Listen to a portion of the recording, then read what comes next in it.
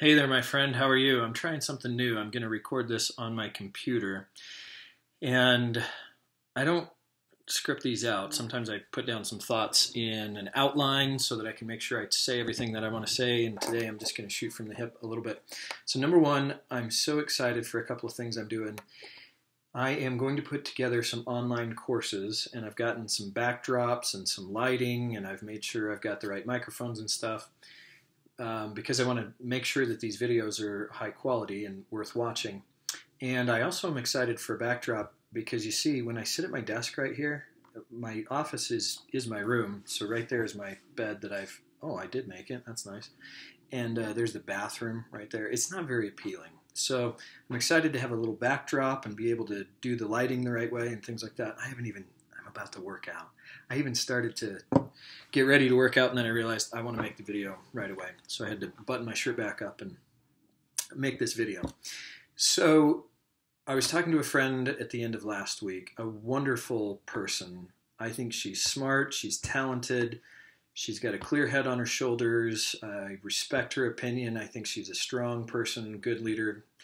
And one of the things that we were talking about is overcoming self-doubt. We've all got it. We've all got the inner critic. It doesn't matter who you are, what level you've attained. We all struggle with feeling like we're a charlatan, a fake, or with what is called the imposter syndrome.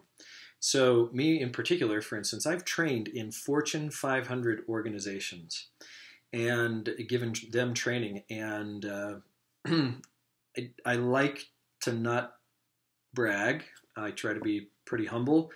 And if I look at it objectively, though, I've gotten some good results. And that's, if you're looking at it objectively, that's what's happened. So it's hard for me to talk about that, though. And so when I look at other speakers, and speaking is the direction I'm going in for my business, when I look at speakers, I think to myself, oh my gosh, that speaker over there, they've been speaking to Fortune 500 organizations for the last 10 years. How am I going to break through? What message do I have that's unique and different? And I know what's unique about it, but I'm having trouble finding the crowd with which it resonates.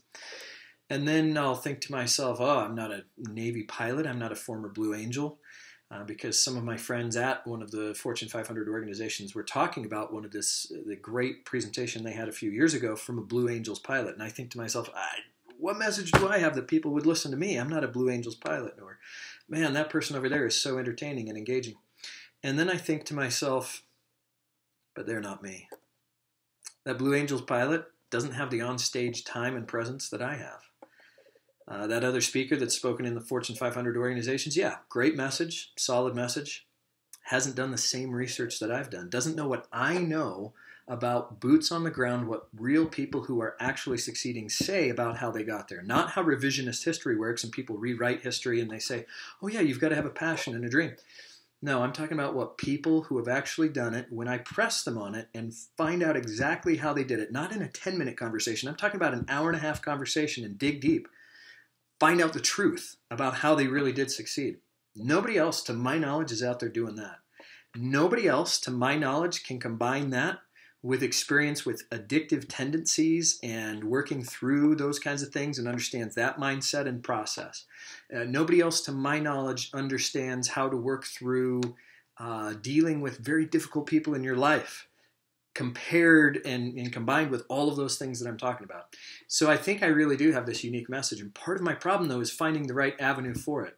And part of it is being that authentic, right? Like the addictive tendencies part. And just being authentic about who I am and what I struggle with and what I do. And I've got so many thoughts in my head. One keynote I can offer is what I've learned from interviewing successful people. Another keynote that I can offer is sales, effective sales. I've been a sales trainer for 10 years now.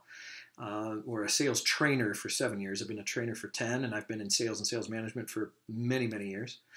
I've got another keynote about dealing with difficult people. Another keynote is about inside the addictive mind. So I've interviewed addicts, and I've had experience with that mindset. And so I can keynote on all these things. I can talk about all these things. But the key is finding out which one's next. So I think the most important thing that I'm doing right now is I'm setting up the foundation for the first online course, which will be emotional wholeness. How do you find that happiness and peace that we all seek? I've got some unique insights on that from the counselor that worked through that helped me work through my divorce, and I'm excited to share that stuff with you. So I'll just keep being authentic and real, and hopefully not sharing stuff that I shouldn't share, and I'll hope to see you down the road.